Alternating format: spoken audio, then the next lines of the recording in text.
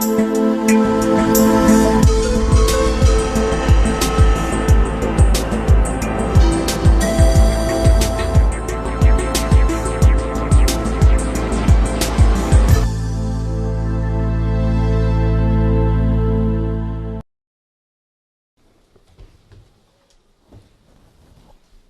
irmãos, que Jesus abençoe a nossa tarde de estudos. E hoje nós temos um capítulo inteiro para estudar. São muitas questões, também temos comentários longos de Kardec no capítulo. E assim como a Selma, nossa amiga, não leu todas, muito menos eu lerei, porque o tempo é curto. Mas nós vamos, como sempre, aproveitar os primeiros minutos para lembrar o tipo de trabalho que fazemos aqui, especificamente nos horários de sábado, né, quando nós nos dedicamos a divulgar o Livro dos Espíritos.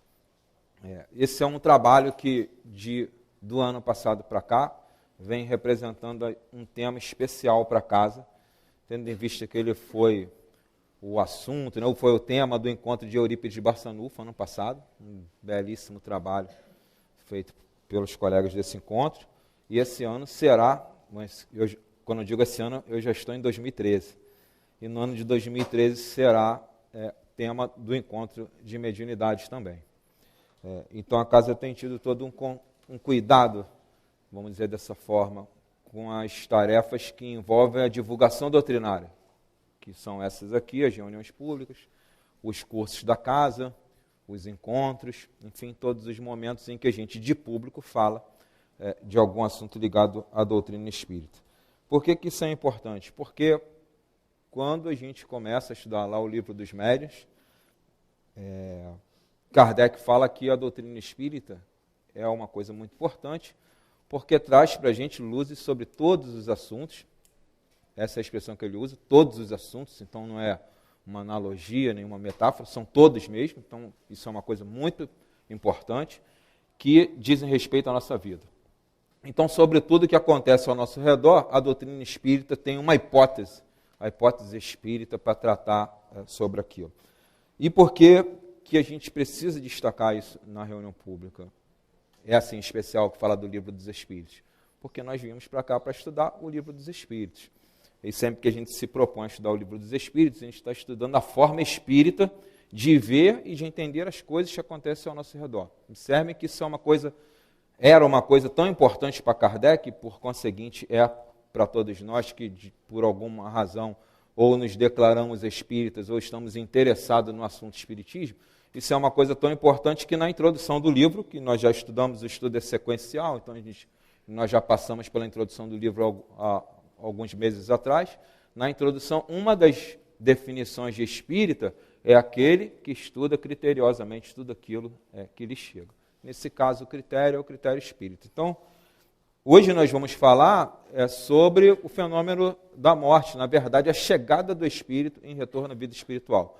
Esse assunto pode ser tratado sobre a partir das luzes de vários conhecimentos humanos, acadêmicos, científicos, mas a gente, nessa tribuna, usa a hipótese espírita para falar dele.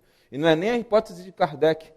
Kardec, no Livro dos Espíritos, tem até pouco espaço para expor a ideia dele próprio. É a ideia dos espíritos, e dos espíritos superiores que ele usou para fazer as 1.121 perguntas do livro.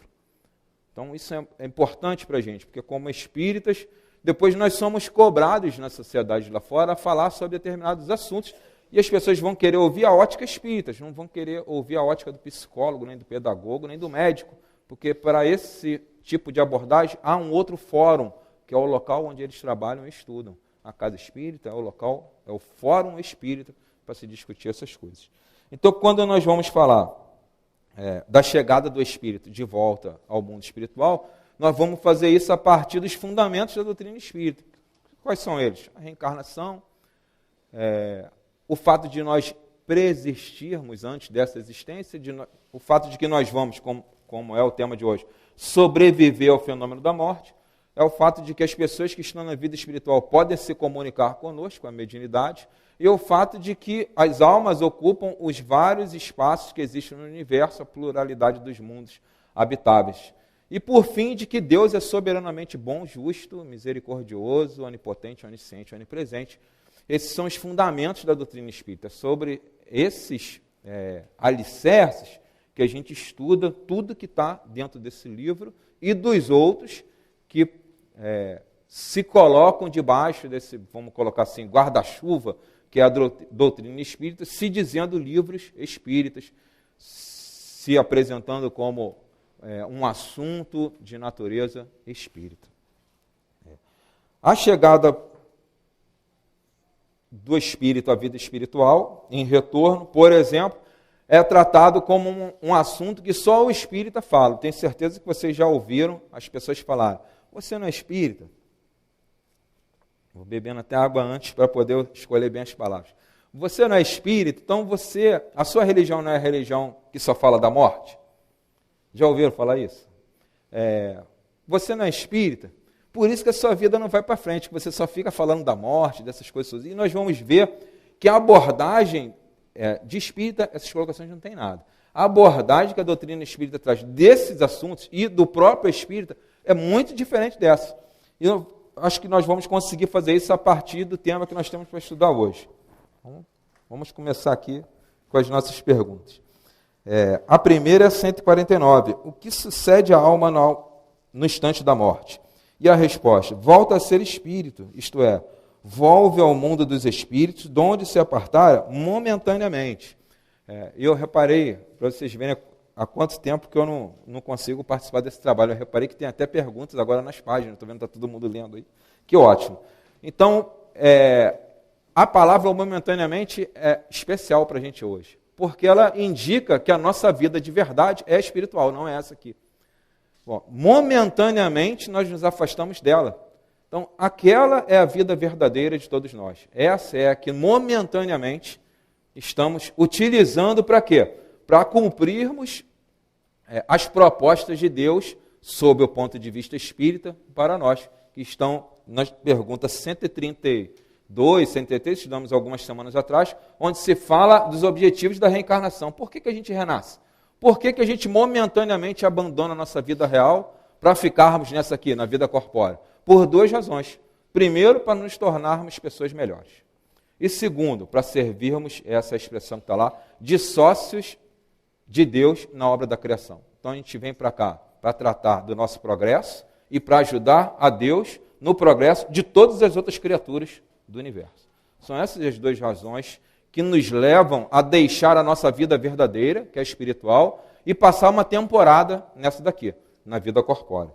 Então, se vocês lembrarem dos fundamentos espíritas, de que a nossa verdadeira natureza é a natureza espiritual, o fato de que estamos nos conscientizando disso, ou que já temos essa consciência, vai ser fundamental para nós experimentarmos, e essa é uma fatalidade de todo ser vivo. A doutrina espírita só admite duas fatalidades dentro dela. Uma do ponto de vista espiritual: todos nós seremos felizes. Outra do ponto de vista corpóreo: todos nós vamos morrer. Você não tem medo disso não, né? Ninguém tem medo disso, mas é a nossa fatalidade. Todos nós vamos morrer do ponto de vista da existência corpórea para renascer na vida espiritual. São as únicas duas fatalidades que a doutrina espírita considera dentro do seu escopo, dentro da sua forma de ver a vida do homem. Todas as outras ou não são espíritas ou não são verdadeiras. Da ótica espírita, vou enfatizar, só existem duas fatalidades para nós. Uma, todos nós seremos felizes. E a segunda, toda forma de vida corpórea, num dado momento, deixará essa forma de vida para voltar à espiritual. Seguindo aqui, nas 150, 151 e 152, como falei para vocês, não vou ler todas, Kardec vai tratar para a gente da natureza, da individualidade desse ser que é o espírito.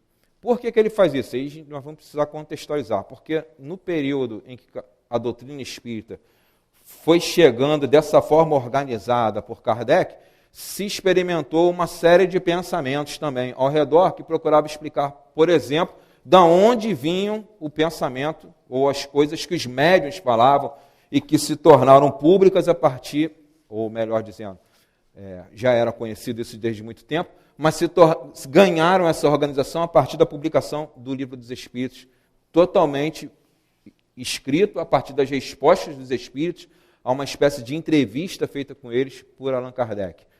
Se tentava explicar o fato dos espíritos falarem de coisas que nós, na vida corpórea, não conhecíamos, ou que pelo menos os médios não podiam conhecer, dizendo que havia, após o fenômeno da morte, uma consciência única de onde todos nós emanávamos, ou seja, nós não seríamos individualidade. Nós nos apartaríamos dessa consciência, e aqui a expressão que Kardec usa no comentário, logo após, é como se fosse uma grande nuvem da qual nós nos separássemos como as gotas da chuva, para então, eventualmente, encarnarmos, e com a morte nós voltaríamos para essa consciência única. E era lá que os médiuns, então, iam beber, aurir, os conhecimentos que eles usavam para responder às perguntas que eram feitas a ela. Por isso que Kardec faz essa pergunta, a alma tem uma individualidade ou ela é esse todo que algumas pessoas acham? E os espíritos respondem para ele que ela tem sim essa individualidade. E sugerem a ele uma fonte de observação, que é o próprio fenômeno mediúnico, onde os espíritos vão falar de sonhos, de projetos, de desejos, de pensamentos, de inteligências, que de forma alguma pode ser acreditado ao coletivo de conhecimento humano, porque algumas coisas foram ditas pelos espíritos, por exemplo, que não eram do conhecimento sequer científico da época. No livro A Gênese de Kardec, vocês vão ter lá uma série de fatos que são chamados de revelações. Por quê? Porque aquele tempo não era conhecido sequer da ciência humana. Por exemplo, de que o universo material era composto por partículas muito menores do que as que se chamava, à época de Kardec, de átomo. Esse pensamento que designava o átomo como a menor partícula do universo vinha já desde os gregos, 1.900, 2.300 anos antes de Kardec, já se falava disso, e até a época dele isso tinha sido pouco modificado. Esse conhecimento foi surgir às vésperas do século XX. Kardec já tinha desencarnado há uns 20 anos. Então, são as perguntas 33 e 34 aqui do Livro dos Espíritos, era uma revelação. Então, não podia vir de um todo coletivo, porque esse todo coletivo, então, deveria somar o conhecimento de todos, e haviam coisas ali que eram desconhecidas da humanidade naquela ocasião. Por isso que ele faz essa pergunta aqui. Um outro aspecto que ele introduz aqui é o fato de que, uma vez separado do corpo, ou seja, da vida material, nós continuamos com um outro corpo, que é o corpo de natureza fluídica, formado por um tipo de matéria muito mais sutil do que essa que nós estamos usando agora, na nossa própria esfera orgânica, ou na cadeira em cima da qual a gente está sentado, no papel que está compondo as folhas do livro, tipo de matéria muito mais sutil, e que não tem relação com a matéria do mundo espiritual. Então, é preciso entender como esse corpo funciona. Esse corpo, ele se molda e vai formar a nossa imagem a partir do nosso pensamento. É um tipo de matéria tão sutil que é afetada pela simples força do nosso pensar. Esse conteúdo é do Livro dos Médiuns, isso é tratado no Livro dos Espíritos. Hoje aqui nós vamos só introduzir para a gente entender de onde vem esse corpo que nós usamos uma vez deixada a vida corpórea. Tendo ele tomado a forma do nosso pensamento, ele vai exibir essa forma que nós temos hoje. O Espírito Emmanuel fala que a morte surpreende o humano encarnado da mesma forma que ele vivia horas antes de ter desencarnado. Ou seja, se nós fecharmos os olhos agora e pedíssemos e fôssemos solicitados a imaginar como nós somos, que imagem que nós temos de nós mesmos? Essa que todo dia a gente vê no espelho, que a gente vai se acostumar a olhar durante 60, 70, 80 anos, que é o tempo que a gente existe na Terra. Quando nós acordarmos na vida espiritual e não tivermos mais o corpo material, a forma que nós vamos ter vai ser essa. E aí, como nós nos vemos hoje? Nós nos achamos bonitos? Nós nos achamos feios? Não tem pessoas que são bonitas, mas ficam o tempo todo assim, pô, tem um pneuzinho, eu tenho uma ruga, não tem nada, está tudo bem, está tudo bacana, mas eu não fico assim. Então, olha a importância do conhecimento espírita. Quando elas acordarem do outro lado, elas vão ser assim mesmo. Porque não é assim que elas se lembram, com ruga, com pneuzinho, careca. Então, vai acordar do outro lado dessa forma. Porque a forma que você vai ter do outro lado não vai ser moldada pelo corpo físico, que você não tem mais, vai ser moldada pelo seu pensamento. Sendo moldada pelo pensamento, isso tem toda uma conotação moral, porque o pensamento não é material, o pensamento é a nossa própria natureza. Nós somos o que pensamos. A morte, a vida espiritual está tão ligada à nossa vida moral que Ernesto Bozano, eu trouxe o livro aqui, mas a minha edição é muito antiga, essa aqui, A Crise da Morte, ele vai dizer que não existem duas mortes iguais, porque não existem dois de nós iguais. Cada um de nós pensa de uma forma sobre a vida, cada um de nós vai experimentar o desligamento da esfera corpórea, de um jeito. Então, a proposta da doutrina espírita é que, a partir do fato de que nós já estamos considerando a vida espiritual desde já enquanto enquanto pertencemos à vida material, nós já estamos nos preparando para esse passamento. O que não quer dizer em absoluto, o que leva as pessoas a fazerem as perguntas que eu fiz para vocês no começo. O espírita é uma religião que só pensa na morte? Não, ele não pensa na morte, ele pensa na vida espiritual. E porque ele pensa na vida espiritual, ele considera todos os processos que vamos experimentar até retornarmos para a vida espiritual. E dentre eles está o fenômeno da destruição do corpo físico, o fenômeno da morte. Isso faz com que a gente gradativamente vá lidando com isso com naturalidade. O espírita não perde o medo de morrer, não. Eu tenho medo de morrer, eu não quero morrer agora. Eu quero durar 80 anos, pelo menos. Né? 80. Estou falando de público isso. Quero durar pelo menos 80 anos. Em 78, aproximadamente, já está bom, eu não quero ir antes. Eu tenho esse direito. Posso não ser escutado, podem me levar daqui a pouquinho, eu não vou nem bater na madeira, mas eu quero viver 80 anos. Não é verdade? Nós temos os nossos projetos, e eles são desenhados, descritos até antes da gente nascer para essa existência. Então isso está mais ou menos intuitivo dentro de nós. Eu vou precisar de uns 70 anos, por exemplo, para aprender a conviver bem com as pessoas. Vou precisar de 60 anos para começar a admitir que uma ideia do Cristo, como, por exemplo, perdoar 70 vezes 7, seja uma coisa factível, viável, que se possa viver fazendo isso, e viver bem, e encurtar o caminho até a felicidade. Eu tenho esses projetos, todos nós temos esses projetos. Lembra que a nossa proposta, uma vez encarnados, é de nos tornarmos melhores ao final da existência? Então, qualquer um de nós aqui tem essa proposta. Qualquer um de nós. Então,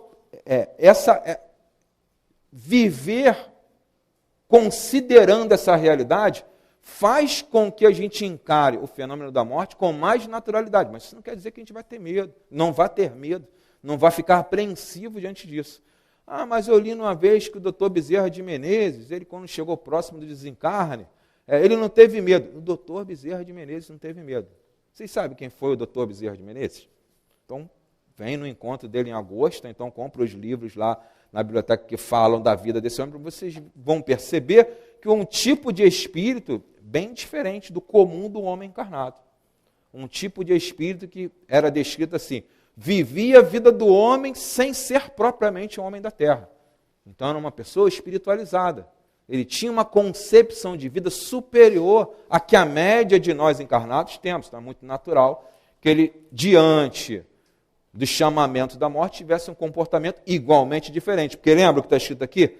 Nós experimentaremos o fenômeno da morte tal qual nós pensamos? Então, se somos equilibrados e maduros para conviver com essa ideia, assim vivenciaremos esse momento.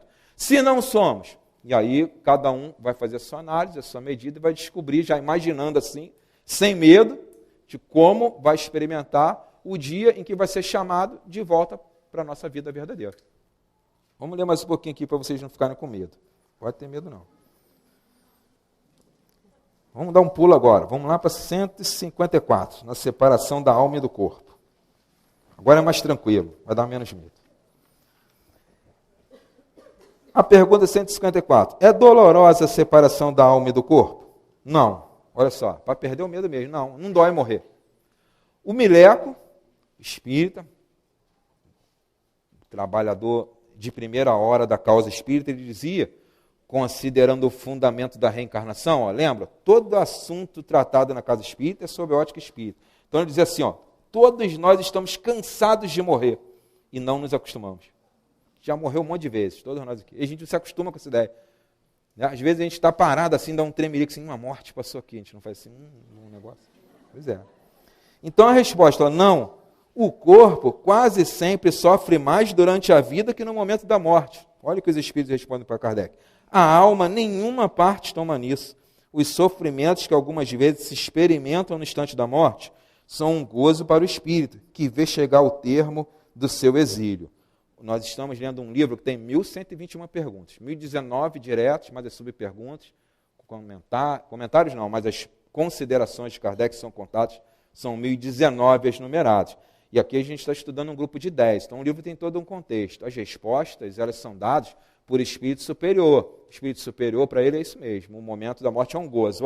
Vou deixar esse mundo que dá um trabalho danado e vou voltar para o meu real, verdadeiro, onde eu, espírito superior, vou gozar de toda uma possibilidade que na Terra, por ser um mundo mediano de provas e de expiações, eu não tenho. Essa não é a resposta que eu daria se estivesse do outro lado. Se me perguntasse assim, Alexandre, é dolorosa a separação da alma? Eu respondo, não, Kardec, foi um gozo. Nesse momento eu fiquei aliviado de deixar isso daí. Não é? Se os espíritos explicaram questões antes que o fenômeno da morte é experimentado na medida do seu amadurecimento, então cada um de nós, ao responder essa pergunta, vai responder de uma forma. Né? Uma pergunta depois, ele ainda acrescenta. Como se opera a separação da alma e do corpo? Rotos os laços, ou seja, enfraquecidos, né, desfeitos os laços que a retinham, a alma ao corpo, ela se desprende. O que nos prende a vida corpórea? Já fizemos essa pergunta? O que nos prende a vida corpórea? Nos prende o nosso emprego, nos prende a vida corpórea? Está nele há 30 anos, nesse ano, às vezes pergunta assim, o que eu vou fazer quando me aposentar? O que nos prende a vida corpórea?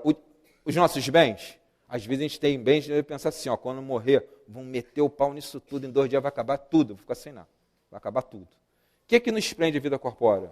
Mulher, filho, marido? O que nos prende? Essa é a pergunta que nós temos que fazer. Porque na medida que nós pensarmos nisso como uma coisa impossível, absurda de acontecer, serão as dificuldades que nós teremos de nos desligar da vida corpórea. Porque, na verdade, a gente não vai ficar exatamente preso ao corpo, mas nós vamos ficar presos a tudo aquilo que o corpo representa. Porque é com o nosso corpo que nós temos a interface de convívio com tudo isso.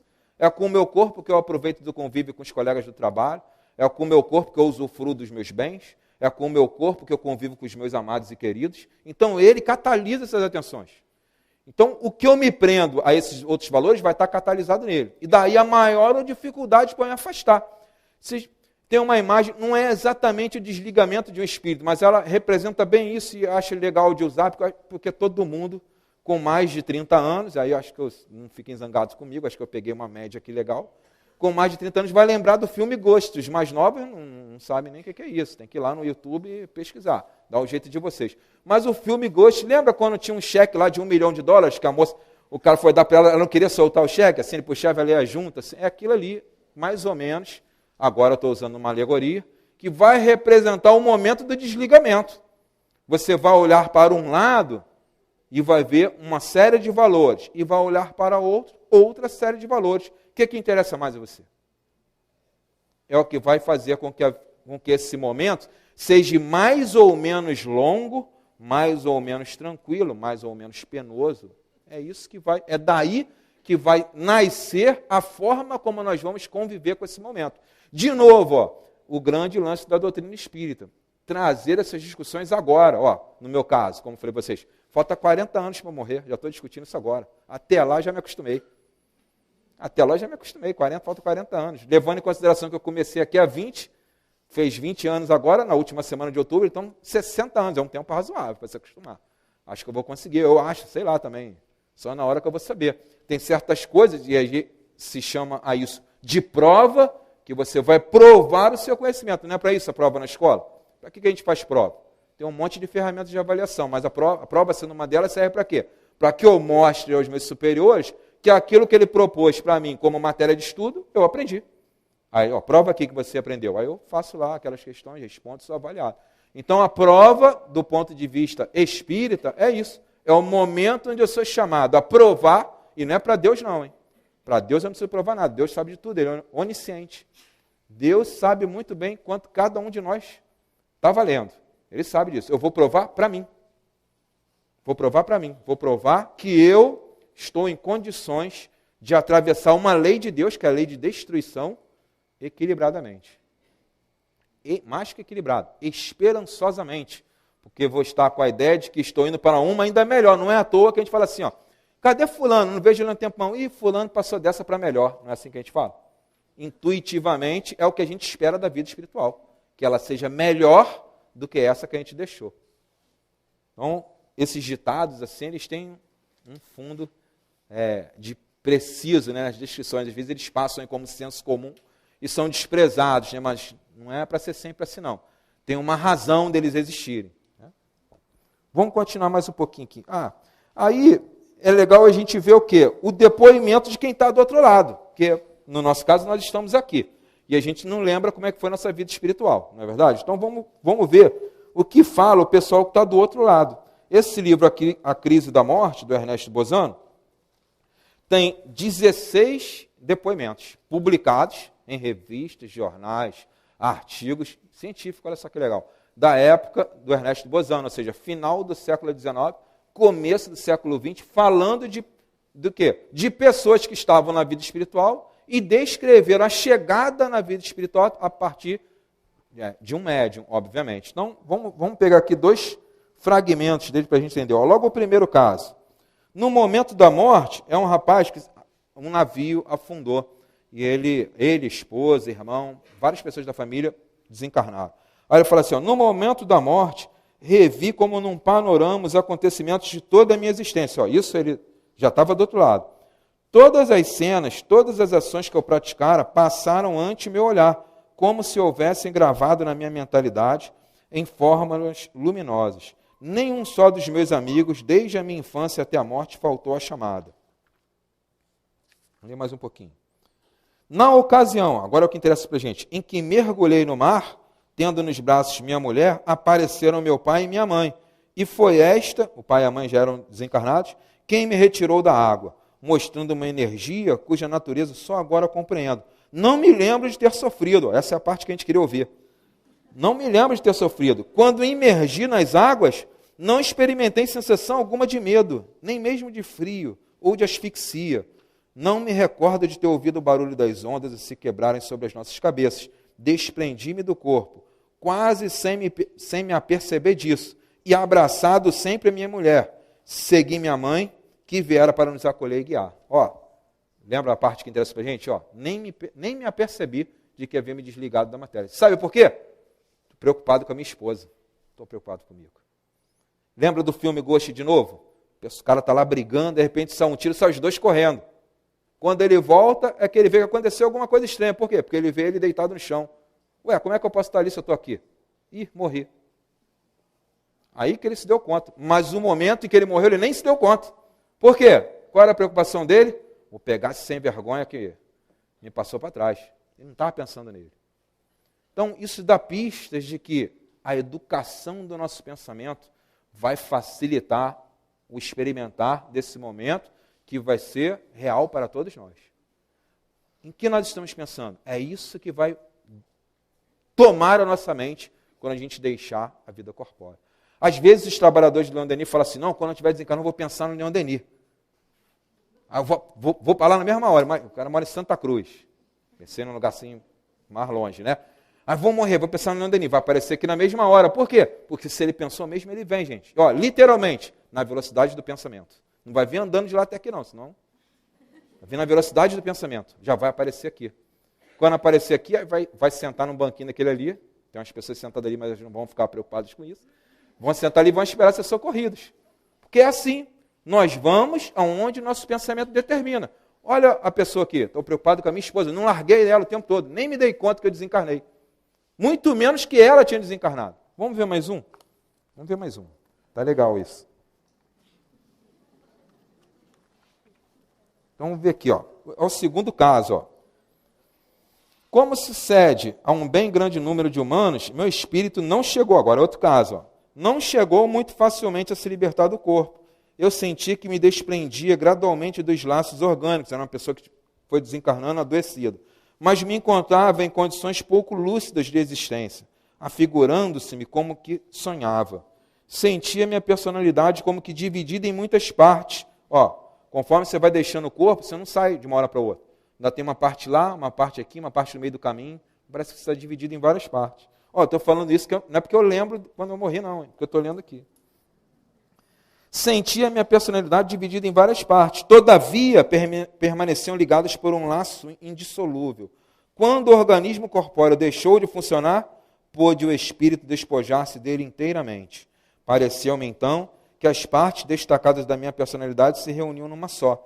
Senti-me ao mesmo tempo levantado acima do meu cadáver, a pequena distância dele, donde eu divisava distintamente as pessoas que o cercavam. Depois desse acontecimento, que suponho ter passado um período relativamente longo, suponho ter passado um período bastante longo em estado de inconsciência ou de sono, deduzo do fato que, olha só, quando tornei a ver o meu cadáver, ele já estava em adiantado estado de decomposição. Então, quanto tempo demora para o corpo? Está escrito na porta do cemitério, vocês já leram? Só que está em latim. Do pó viestes, ao pó retornarás. Quase todo cemitério tem isso escrito naqueles portõezões lá de ferro, aqueles lá do caju. O corpo veio do pó e está voltando para ele, está entregando ele de volta para a natureza. É? Quanto tempo demora para isso acontecer? Demora meses para isso acontecer. Então, olha, demorou meses para ele se reintegrar à vida espiritual. Nem sentiu quando isso aconteceu. O outro levou meses. Isso reafirma o que os Espíritos falam para Kardec. Depende da tua condição como espírito imortal, na condição dos teus pensamentos, dos teus valores morais. É isso que vai pesar. É isso que vai pesar. Não vai pesar que possam estar fazendo 6.000 preces por nós. A gente já pensou nisso. A gente pagava para as pessoas rezarem por nós. Vocês não lembram disso não, né? Mas em outras encarnações a gente pagava. Pagava para rezar por mim. Se rezar por mim, eu vou para o céu. Se ninguém rezar, eu não vou. Não é assim não. O que determina o teu estado existencial na vida espiritual é o que nós somos como espírito imortal. Não é o que pensam de nós, não. Não é o que pensam de nós. Senão não seria justo. Olha só. Seria justo que o meu futuro e a minha felicidade fosse decidida pelo que vocês pensam de mim? Não. Isso vai ser decidido pelo que eu faço, por quem eu sou, pelo que eu acredito. É isso que depende. Então, o espírita, ele não é egoísta quando ele fala assim, não, é importante que eu me dedique ao meu processo de melhoria. Ele está reafirmando quais são os valores que definem a nossa qualidade como alma imortal. Não é o que pensam de mim, não é o que acham, não são os rótulos que colocam em nós. Somos aquilo que nós apresentamos a Deus diariamente. Isso vai definir esse nome que a gente chama no meio espírito, o nosso passamento, o momento em que a gente deixa a vida corpórea e entra na vida espiritual. Isso está descrito em outro livro, O Céu e o Inferno. Ali, ó, o encontro, está chegando próximo. O livro O Céu e o Inferno, capítulo 1º da segunda parte, o passamento. São 15 itens para descrever esse momento, o momento em que a gente começa a deixar a vida corpórea e vai se aproximando da vida espiritual. Ora, se nós formos pensarmos assim, desde o momento que a gente nasceu, que a gente está morrendo. Desde o momento que a gente nasceu. Desde o dia que o pediatra pegou a gente pelado assim, ó, pelo pé, tirou de dentro da mãe, a gente começou a morrer. Por quê? Porque disparou-se um fenômeno biológico que vai marcar uma data onde aquele corpo não vai mais servir para abrigar a manifestação de um espírito. E eu vou ter que devolver ele, então, para a natureza, para Deus. Vou devolver ele. Isso vai acontecer. Nesse meio tempo, podem acontecer acidentes. Não pode acontecer acidente? Todo mundo morre de velhice? Quem dera, né? Quem dera. Mas não é assim. Nós sofremos acidente, nós prejudicamos a nossa saúde. Isso vai influenciar a possibilidade que nós temos de usar aquele corpo durante um determinado tempo. No caso, um tempo menor. E aí, o que acontece? Porque nesse processo natural, como está dito aqui, o espírito vai se acostumando com essa ideia. Mas e se de repente é interrompida essa trajetória? E se ocorre um acidente? Como é a chegada dele no outro lado? Não tem toda uma ligação entre a alma e o corpo?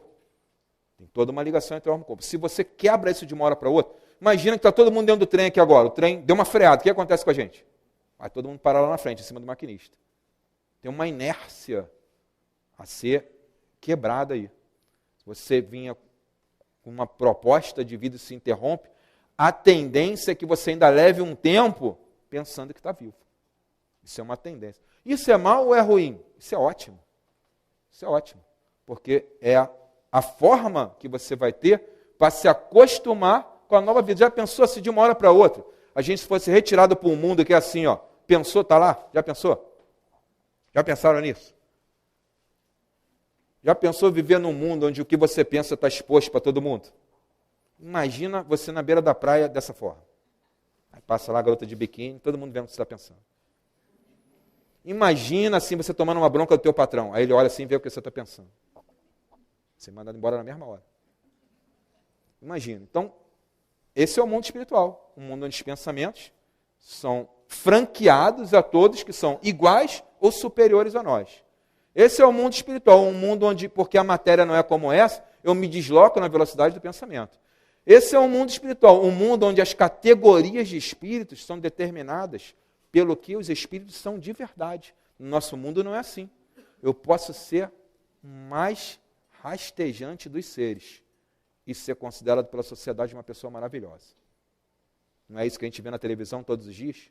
E posso ser uma pessoa espetacular do ponto de vista religioso e não ter direito a nada dentro da sociedade. Passar uma vida inteira sem nada. Não é assim que a gente vê? Isso é a sociedade da Terra. No mundo espiritual não é assim. Os bons são bons. Os mais ou menos, somos nós, os mais ou menos, são mais ou menos. E os que não são nem mais nem menos, estão lá onde eles devem estar.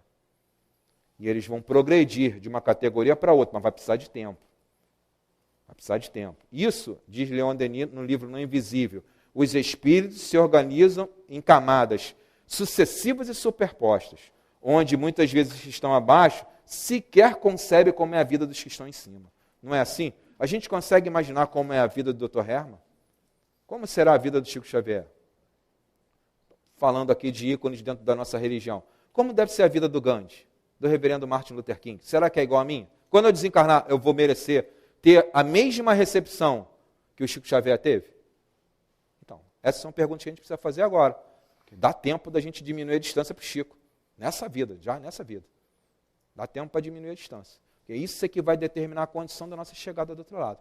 Então, todos esses, não nos enganamos, meus amigos, todas as etapas que Deus sugere para nós, na nossa proposta, no nosso processo de nos tornarmos melhores, elas são justas, elas são boas, elas são dignas. Senão Deus não seria, lembra, soberanamente bom e justo.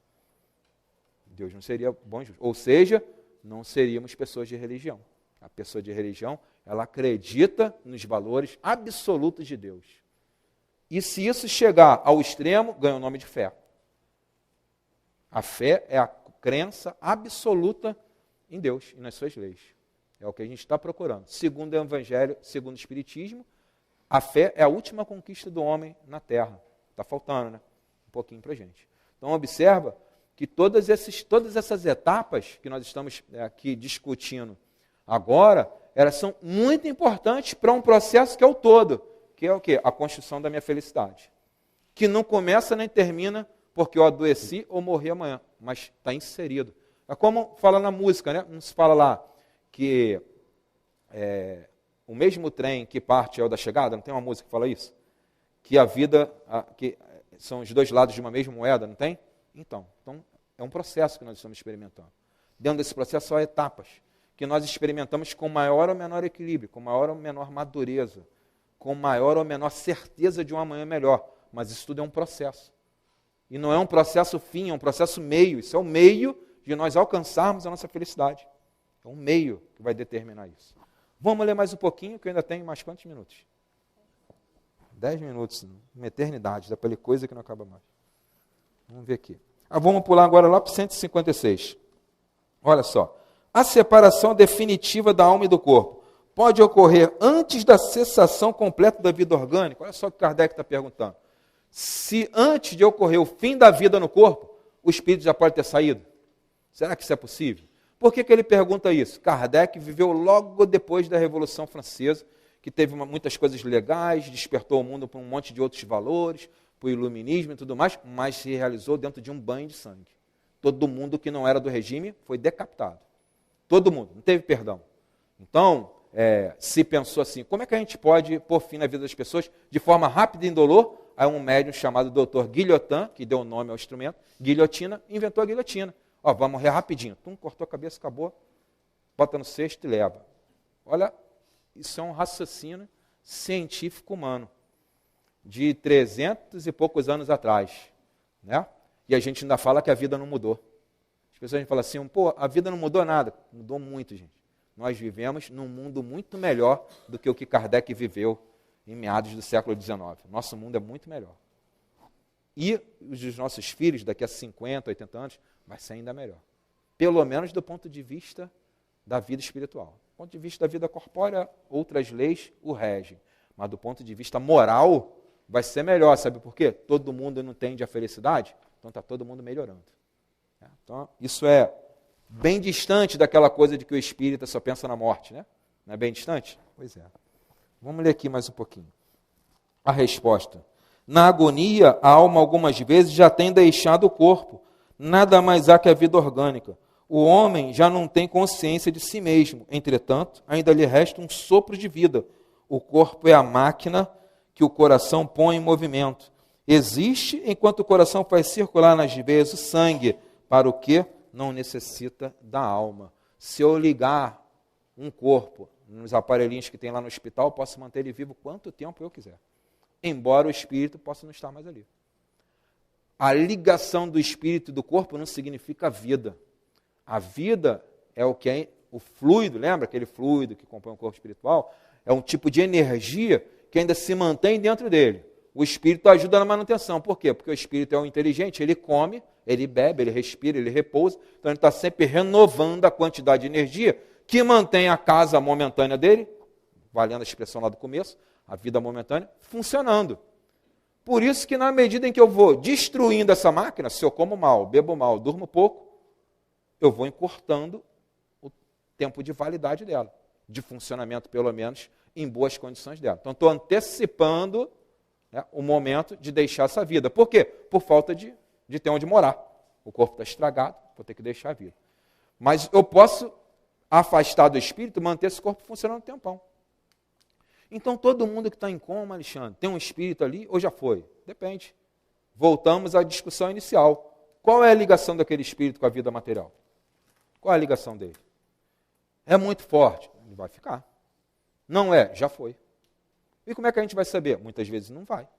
Só se vier na casa espírita e perguntar para o doutor Herman, estou indo visitar lá, está lá. E olha, mesmo assim, está arriscado você receber uma resposta que tu não vai entender e vai continuar indo lá e rezando. Por quê? Porque é a prova pela qual você está passando. Seu parente querido já experimentou dele, já até foi embora, mas você está esperando a sua. Qual é a sua prova? A crença na justiça e na bondade de Deus. Bom, mas isso aí é justo? Claro que é. Claro que é justo. Só eu posso falar hoje. Claro que é. Claro que é justo.